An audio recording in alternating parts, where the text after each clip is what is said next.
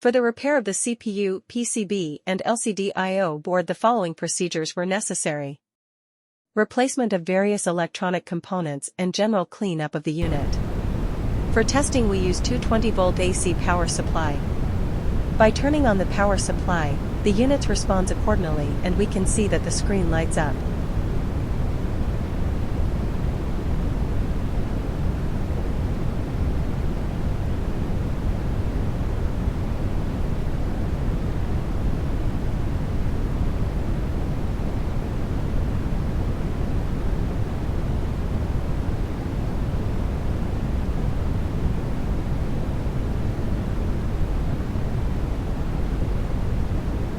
No further testing is possible due to the absence of additional units. It is now clear that the CPU, PCB, and LCD I/O board are working successfully and are ready to be delivered to the client.